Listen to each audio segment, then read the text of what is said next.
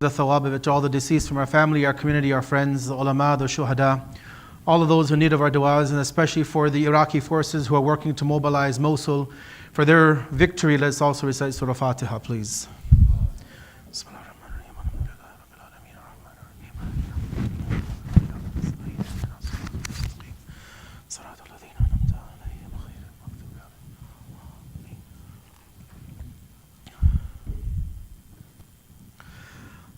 أعوذ بالله من الشيطان الرجيم بسم الله الرحمن الرحيم الحمد لله رب العالمين والصلاة والسلام على سيدنا ونبينا أبي القاسم محمد اللهم صل على محمد وآل محمد والصلاة والسلام على أهل بيته الطيبين الطاهرين لا سيما مولانا وسيدي صاحب العصر والزمان روحي وأرواح العالمين له الفداء وأجل الله تعالى فرجه الشريف اللهم صل على محمد وآل محمد ولعنة دائمة على أعدائهم ومنكر فضائلهم من الآن إلى قيام يوم الدين ما بعد رب اشرح لي صدري ويسر لي أمري واحلل عقدة من لساني يفقهوا قولي. For the hastening of the advent of our 12th Imam, one salawat upon Muhammad wa ali Muhammad.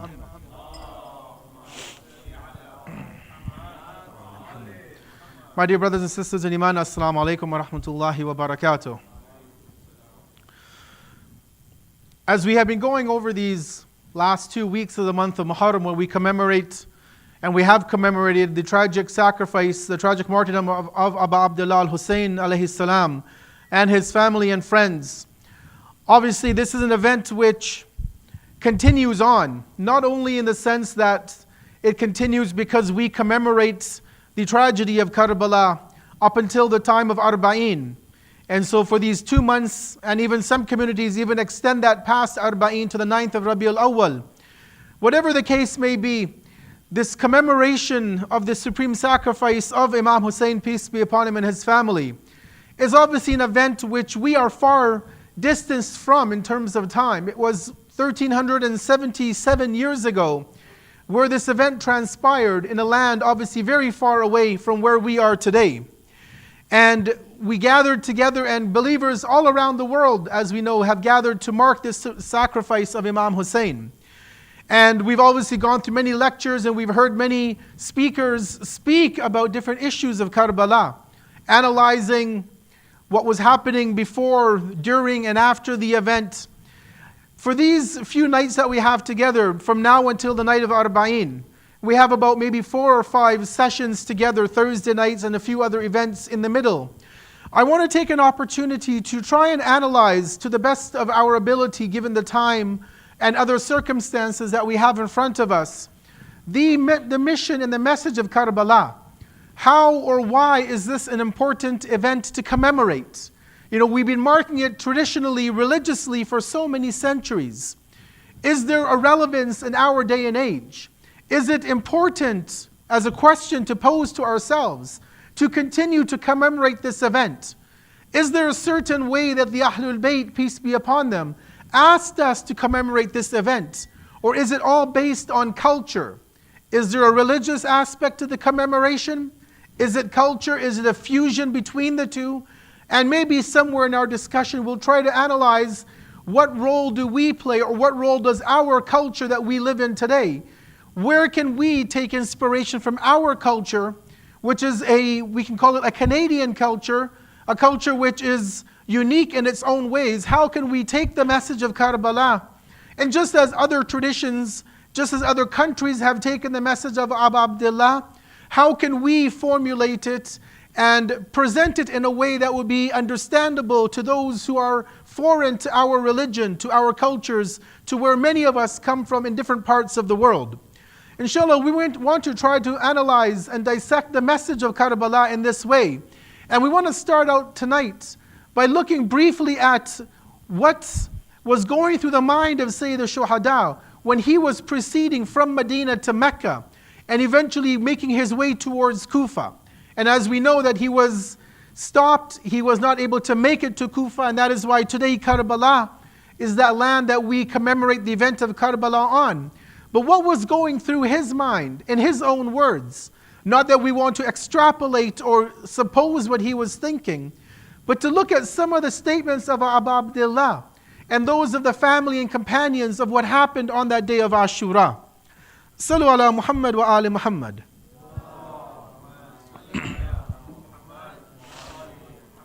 One of the things that becomes clear when we want to study the movement of anybody, whether it be a political figure in our own day and age, whether it be a religious figure, whether it be even a businessman, for example, when we want to study what they're doing, we obviously want to look at what they say about themselves, right? When you want to look at a politician, for example, why they're running for prime minister or president, and we have ample opportunity with the election south of the border to analyze these sorts of things, we look at what a person says about themselves.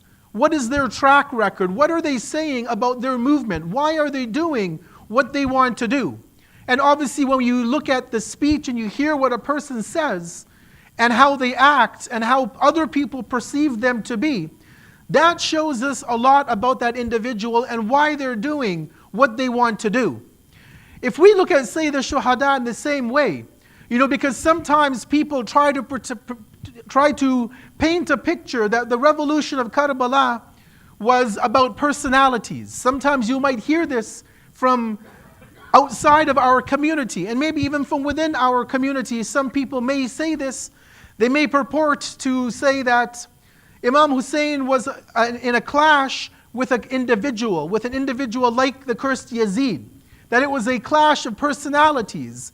It was one man against the other. And sometimes this becomes, also further, it grows further into people looking at the movement of Karbala to be a humanitarian mission, a humanitarian movement. That he was trying to, do good things in society. And, that's why today people seem to use the name of Hussein for good motives, which is not a problem in and of itself. But we have to realize when we trace the roots of Karbala back to why Sayyid al-Shuhada did what he did, it wasn't just a feel-good movement to bring about social change, to bring about, good actions within a society. Ultimately, when you look back at when he wrote to his half-brother, Muhammad al-Hanafiya, that will, he mentions clearly in that will why he's taking the stand that he takes. And he tells him, he says that I'm not making this revolt. I'm not standing up in opposition to Yazid for my own personal fame. It's not a personal conflict, between Hussein, peace be upon him, and Yazid. It's not about him, as he says, wanting to create corruption or mischief or problems in the society. He tells it clear that it's not about him as an individual seeking to gain authority, but he says that my entire motive behind this revolution is to bring about a rectification, to bring about a change in the Muslim ummah, in the ummah of his grandfather. And you have to realize, obviously, we don't have the time to analyze every single aspect of his journey, but you'd have to wonder what happened to the community of Muslims in 50 years after the death of the Prophet, that a so-called governor or leader of the Muslim community is ready to shed the blood of somebody who disagrees with him. And this was not a normal person, this was the grandson of Rasulullah that he was ready to shed the blood of. And so Hussein made it clear that there was a problem in the Muslim ummah at that time. Islam, as we know, is the perfect religion. If Muslims today around the world had followed Islam as a religion, we wouldn't have the problems that we see within our world today, within our communities today, within our families today. But because Muslims have diverted from the path of Islam, so Sayyid al-Shuhada says that I'm taking this stand to bring about Islah, this rectification in the nation of my grandfather. And he says, through this movement, I want to establish the good, amr bil ma'ruf, and prevent and forbid evil, nahi anil munkar. And he shows us that this is not a new phenomenon. What he was doing, he was following, he says, in the footsteps of his grandfather, the messenger of Allah, and his father, Ali ibn Abi Talib, alayhi salatu wassalam.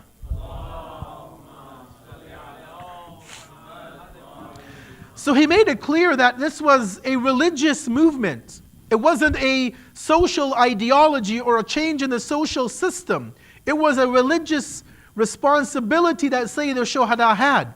And we have to appreciate that internally. We have to internally realize that Sayyid al-Shuhada was making a revolution based on Islam, based on the true mission, the true vision of Islam that his grandfather brought, that his grandfather brought, that his brother was protecting, that this was a religious movement that he was leading. And it shows us that, sometimes some Muslims have this ideology. Even today, some Muslims believe that if a government is placed above you, a Muslim government, even if they're corrupt, even if they're evil, even if they're the ultimate sinners, that you still have to obey them and submit to them. And they bring verses of the Quran to legitimize their authority. But Sayyid al-Shuhada shows us, the master of the martyrs shows us that a government is not legitimate within Islam. An Islamic government in an Islamic society is not a legitimate government if it is breaking the rules of the religion. He then tells us that this was a tradition of his grandfather that he was following. From here, when Sayyid al-Shuhada makes this movement, he begins to gather the people around him, both in Medina and then when he makes it to Mecca. We realize when you analyze the sermons that he was delivering, that he was well aware of the outcome that they would face on the day of Ashura. Maybe the companions, maybe the families didn't know the day of the martyrdom, although that could also be debated. But they knew for a fact by the words of Sayyid al-Shuhada that they were not going to come out of this alive. There was no turning back. There would be no return back to Medina, at least for the men. The women, obviously, we know, and we'll talk about that as the nights progress. The women would make it back to Medina, as well as the fourth Imam, Imam Zain al-Abidin, and Imam al-Baqir, peace be upon both of them. Allahumma salli ala Muhammad wa ali Muhammad. But the men knew for a fact that there was no return back to Medina. Once they set up on that caravan, once they left Mecca after changing their intention from the Hajj to the Umrah, coming out of the Ihram and making their way towards Kufa, they knew that they wouldn't return. And Imam Hussain is clear. In one of his letters, or one of the speeches, he says the following. He says in one of them, he says that whoever of you is ready to give their souls, to give their life away, and they're ready to change their home, where they're living from where they are now, to be in the company of Allah, he says then you need to come with us, you need to join us. So he made it clear at that one level that this was a journey which was not a return journey. They would lose their lives in this event. And then when he approaches Karbala, he makes it even further clear. And he addresses, according to some narrations, this is in relation to Ubaydullah bin Ziyad. In other traditions or other ways our scholars interpret this tradition, it could be related to Yazid and his entire family.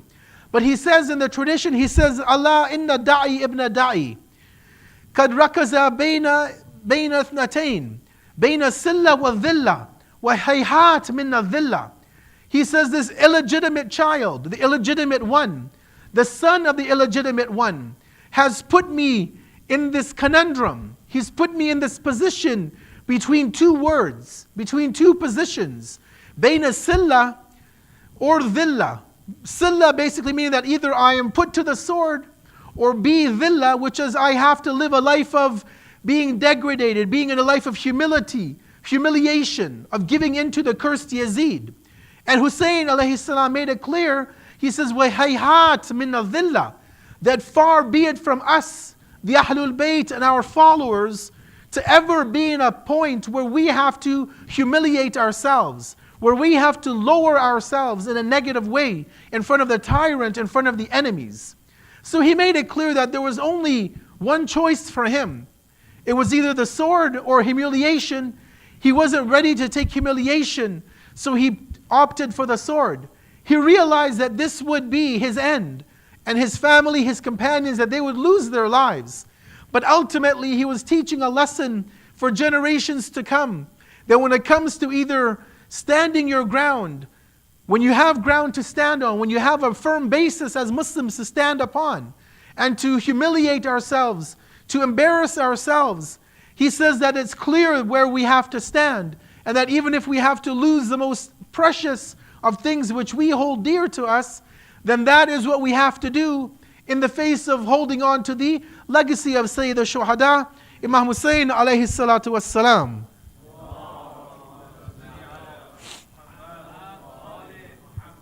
And so they knew this. They knew that their days were numbered.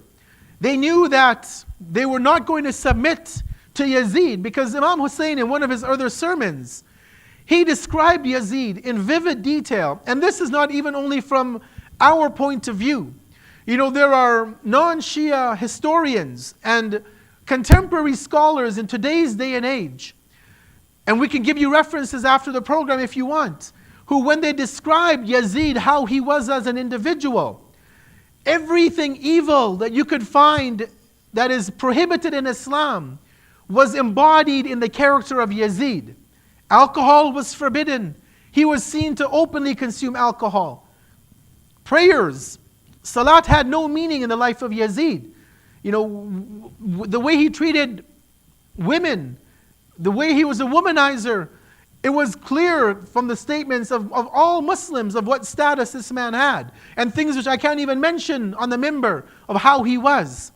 But this shows us that his character was something so vile that Sayyid al-Shuhada and the companions and family could not allow this sort of an individual to take the reins of the Muslim community. And had he had been allowed to do that, we would have seen that Islam today would not be what we have today. Islam today would be completely annihilated. It would have been obliterated off of the map. Quran would have been something which people would have paid little respect to.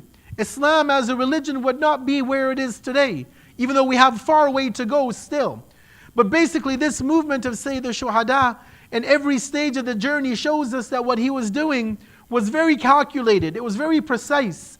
Every step that he took from Medina to Mecca to Karbala was in line with the ethos of the religion of Islam and exactly what Rasulullah and Amir al-Mu'mineen alayhim salam brought to the society. And we know that, and we've gone already through the days and nights of Muharram till Ashura. And you've all heard and we've read the narrative of what happened on those days and those nights leading up to Ashura. So I want to skip over that and fast forward to the after Ashura. What happens? How does this message carry on forward? You know, we begin after the day of Ashura. Yes, the tragedy against Abu Abdullah was severe. And even in Ziyat Ashura, we read that. One of the lines we say is that that was the greatest of tribulations. That was the greatest of calamities which befell all of the inhabitants of heaven and earth. But we know that after that, there was much more that the Ahlul Bayt had to suffer. They had the journey from Karbala to Kufa. And not in the luxury that people travel today. They walked or they rode saddleless camels. They had challenges walking that distance. And then from there, from Kufa to Sham. And obviously that whole journey will inshallah be recounted in the days and nights that we're together. But one of the things that we see is when Lady Zainab alayhi salam, when her and the family finally enter into Kufa, a few days after the tragedy of Karbala, one of the very first things that Lady Zainab does, peace be upon her, is to begin to awaken the society of Kufa, of who the Ahlul Bayt are, what happened in Karbala. Now keep in mind that they knew the Ahlul Bayt, because when Amir al-Mu'mineen takes over the caliphate, he immediately moves the seat of government from Medina, where the first three Khulafa had based their government, he moves it to Kufa. So people knew Amir al-Mu'mineen. They knew Imam Hussain and Hussain, peace be upon them. They knew Lady Zainab because she was actually a teacher in Kufa. She would be giving lessons in tafsir of Quran to women while in the city of Kufa. So they knew this family, they knew who they were. But when the historians talk about when they enter into Kufa, what happens? You see the power of Lady Zainab, peace be upon her, in trying to awaken the community who had under duress, under fear of being taken into prison by Ubaydullah ibn Ziyad and that whole army, that they basically were frightened of supporting the Ahlul Bayt. And so therefore when Lady Zainab with the Ahlul Bayt, when they walk into Kufa, and the women who are seeing these family being paraded, when they realize who this family is, as Shaykh Abbas al-Kummi mentions in his book, Nafas al-Mahmoom, about the event of Karbala, he says that the women who saw Lady Zainab and the women and the children, they began to run and grab their chadors and their cloth and to give it to the women to cover them up, to cover their faces. And Lady Zainab, in that environment where they've just come out of the tragedy of Karbala, they've had to travel this long distance. She says a very powerful sermon. Obviously, I'm not going to relate the entire sermon tonight. But she severely reprimands the people of Kufa. She tells them, she says that you're sitting here crying. You're crying and lamenting of what you have seen happen to us. She says you need to cry more and laugh less. She says that no matter how much you cry, your tears will never wipe the stains of the sin that you have done by not supporting us, the Ahlul Bayt.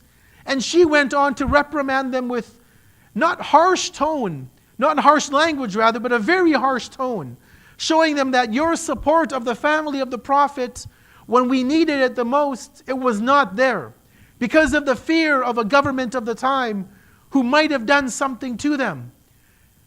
And so she shows us in her own statement, and as the fourth Imam would later on do in that same gathering, that the people of Kufa, we're not going to say that they were directly to blame because they didn't, move that sword over Imam Hussein's neck. But they had a role to play definitely in turning their back away from Abu Abdullah and the family of the Prophet. Alayhimus salatu wassalam. Salu ala Muhammad wa ali Muhammad. And obviously this revolutionary spirit of Zainab alayhi salam, it continues.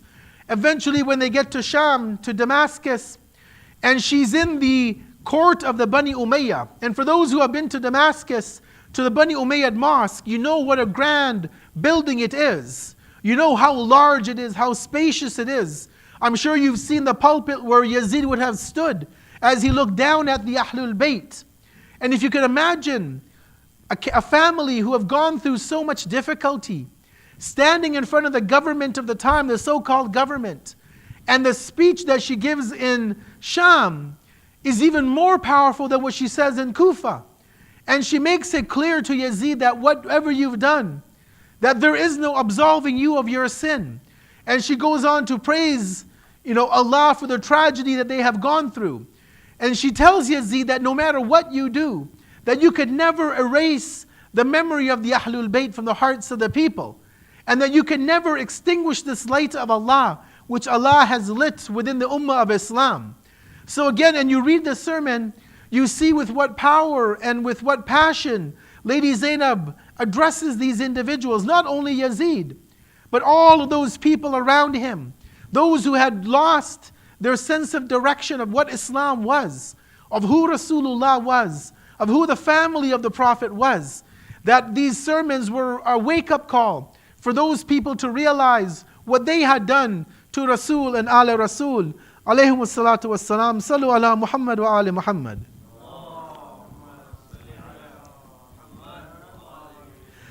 So after Karbala, after Kufa, after Sham, one of the questions that sometimes people ask after this entire tragedy has unfolded, and we've heard about it, and we've listened about it, and we've seen movies made about it, is why do we commemorate this event of Karbala?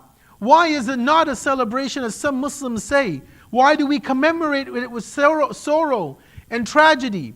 Some people tell us you should celebrate Karbala because it was a victory of truth. People say, well, the shuhada are alive. The Quran says, do not consider those who have been killed in the way of Allah as being dead, that they're alive. And so sometimes people will tell us that you should celebrate this event. It should be a festive occasion. And the twisted logic that they present sometimes gets people to think that maybe they're correct. But obviously we have to realize that when we look at the event of Karbala, as we look at any event in our history, we do so through the lens of not just any scholar, not any companion of the Prophet or the Imams, but rather we look at the event through the lens of the Ahlul Bayt.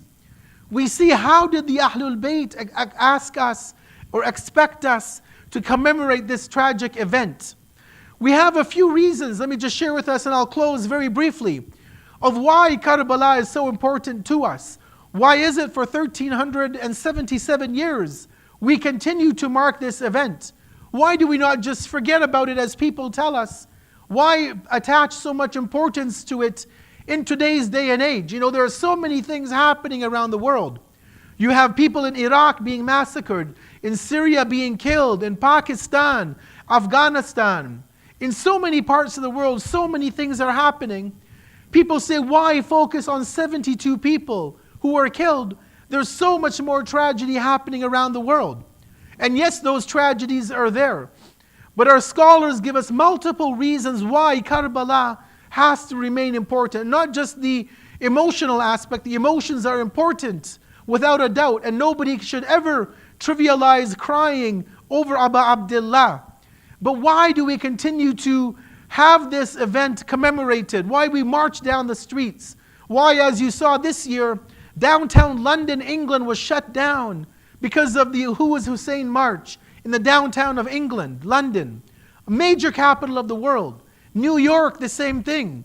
Every major city in the world, the city was brought to a standstill. What was the reason for that? Few things. One is that the movement that Abu Abdullah launched was a movement based on true sincerity for the sake of Allah. He didn't have any ulterior motives. He wasn't looking for power, authority. It wasn't about power struggle. It wasn't about wealth. It was about nothing other than his sincerity to Allah, to defend the message of Rasulullah that the Prophet spent 23 years in bringing and preserving, to preserve the legacy of his father, Amir al-Mu'mineen, to preserve the legacy of his brother, Imam Mujtaba. All of these factors come down to one word, which is ikhlas, the sincerity of Abu Abdullah. Number two is that he is the hujjat of Allah. He is the proof of Allah on the earth. And that in itself is an entire discussion. What does it mean to be the hujjat of Allah? To be the argument of Allah? But that in itself is evidence enough for us to realize why this event trumps and supersedes every other mass killing, genocide, murder ever taken place in history. Yes, those people were respected, they're ennobled people, but this was the representative of Allah. This was the grandson of Rasulullah, the fifth of the Ahlul Kisa, as we refer to him as. And so him being the representative of God, that takes on even an added significance over all other tragedies that have faced humanity. We also see that his supporters, his companions, compared to all others in the history of the prophetic chain, we can say, they were the most loyal and supportive of followers. When the Quran looks at the companions of Rasulullah, and we know that many of the companions of Rasul, they were great people. We have great people like, Salman, Abu Dhar, Miqdad, Bilal, some of these famous people that we know.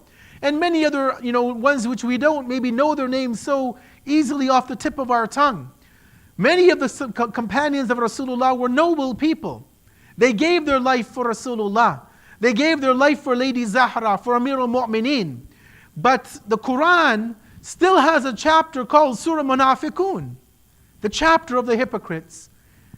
And Allah tells Rasulullah, around you are people who are habituated to nifaq, to hypocrisy. Allah tells the Prophet, you don't know them, but we know them. And we will punish them a double punishment. So Rasulullah had great companions, but he had people who would leave the battlefield. Battle of Uhud is a clear example. Just study one battle and you'll see how some people were around Rasulullah. But when Sayyid al-Shuhada looks at his companions, he says that I don't know any companions who are better than my companions, more loyal, more devoted. And I don't know any other family members who are more devoted to a cause than my family. Again, the Quran is clear. You look at the Quran, some prophets had sons who were disobedient. Nabi Nuh alayhi salam, his son rejects the message of his father. But look at Karbala and all of the brave people who were there. Qasim representing his father. You look at Ali Akbar alayhi salam, he doesn't leave his father. Look at Abu al-Fadl Abbas, he doesn't reject his father and why he was there. All of these people, they didn't leave their fathers, as Nabi Nuh's son does. Even the women around Abu Abdullah, his wife, the other ladies of the caravan, the sister, Lady Zainab alayha salam, they didn't leave. They didn't run away from what was going on. Again, the Quran shows us many wives of previous prophets where they came, and Allah says that they were acting with treachery against their prophet. Nabi Lut is a prime example. And so when Imam Hussain says that my companions are the best and my family is the best, he's not exaggerating. He's not giving them added praise that they don't deserve. They deserve this praise because they stood with him. Even when we were told that he put out the candle at night and said, "You're free to go. I've lifted my allegiance off of your necks. The candle is off. Nobody will know. Nobody will see your face when you leave." But we know that nobody leaves Abu Abdullah. And when the candle is lit, we're told that all of those same companions are there ready to defend and protect Abu Abdullah and the message which he stands for. Sallu ala Muhammad wa ala Muhammad.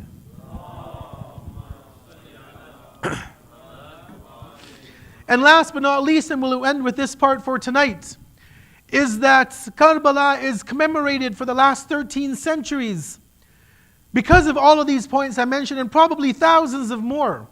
But ultimately, when you look at the narrative and that story of Karbala, that true story, that true narrative of what happened, that all of our scholars have recounted in their books of the tragedy of Karbala, it was not just Hussein alayhi salam against the army. There were so many things that happened before, during, and after Karbala that warrant us to gather year after year after year to remember the tragedy. We remember how the people of Kufa sent 30,000 letters to Imam Hussain, 30,000 people pledging allegiance, or that number thereabouts, and how they then later on change their support for Imam Hussain out of fear. We remember what happened to Muslim ibn Aqil, who is sent as the emissary of Sayyid al-Shuhada to Karbala, and how eventually he is captured in the house of Taw'a, how he's taken to the palace of Ibn Ziyad in Kufa, how he is killed, how he's decapitated and his body is thrown and is paraded and dragged through the streets of Kufa for people to see what would happen when you renegade against the so-called leader of the time. We realize why we commemorate Karbala, how Sayyid al-Shuhada and the family were intercepted in the desert of Karbala, and how they were kept away from the river Euphrates, how water had been cut off to the family, how they were deprived of the life-giving water which even the animals in the plain of Karbala had been given to drink, how even the feet of the horses were cooled with cold water. But yet Abu Abdullah alayhi salam was not given one drip of water, one drink of water on the day of Ashura. We remember Karbala over all of these years because of the complete imbalance in this battle. It wasn't even a battle, although we use that word, but it was 30,000 individuals against an army, a very small army of 72. And if odds are never against you in any other number, then that is the worst of odds to have, is that many people, 30,000 against a small group of 72, mainly defenseless men with their women and children. If we cry for Karbala, and we cry for after 1,300 years, we remember the day of Ashura, and how one after one the Sahaba would go to the battlefield, and they would say that last labbaik to Ya Abu Abdullah. They would proclaim Assalamu alayka Ya Abu Abdullah before they would fall onto the ground. And Imam Hussain would do his utmost to run towards the battlefield, to put their head on his lap if he could, to see them for that last moment before they leave this world. We remember Karbala for 13 centuries because of what happened to Abu Abdullah after he falls off of his horse, and after he falls not even on the ground, but how he's in the air because of all the arrows that have showered his body, that he's floating on over the earth. Because of that, we remember Karbala, brothers and sisters. If we remember Karbala over 13 centuries, it's because of the fact that not only was Imam Hussain decapitated, not only was his head put on a spear and paraded from city to city, but his body was trampled over by the horses. So much so that when Imam Zainul Abidin and Bibi Zainab were looking at the day of after Ashura, Imam Zainul Abidin himself says, I could hear every bone in my father's body break. As the horses would trample over my father's body, he says, I could hear every rib in his rib cage breaking one after the other. I heard every bone in his body break one after the other. If that wasn't enough, brothers and sisters, 13 centuries of crying of Karbala, it goes back to what we saw that happened to the women and the children, how the ladies were slapped back and forth, how the women, their earrings, the girls' earrings were ripped out of their ears, how they were lit on fire, how all of their possessions had been taken away, even the scarves that they had to cover themselves. If that wasn't enough, brothers and sisters, we remember that Imam Hussain his body was left in the plains of Karbala. While the enemy forces were being buried and given a burial, our Mawla was kept on the plains of Karbala without a burial until Imam Zainul Abidin is finally able to give him that burial. And last but not least, and we'll end with this, that if we remember Karbala after 13 centuries, it's not a tradition. This is a tradition from the Ahlul Bayt that we remember what happened to the women and the children after Karbala, being taken from Karbala across the blood-stained fields, having to walk over the body of Imam Hussain, having to go all the way to Kufa, having to travel all the way to Sham, and eventually to make the way back home to Medina. وَسَيَعْلَمُ الَّذِينَ ظَلَمُوا أَيَّ مُنْقَلِبٍ يَنْقَلِبُونَ إِنَّ لِلَّهِ وَإِنَّا إِلَيْهِ رَاجِعُونَ. Ya Allah, we ask you as we continue to commemorate the tragedy of Karbala and the supreme sacrifice of Abu Abdullah, that you accept our acts of worship in this month of Muharram and our acts of worship tonight.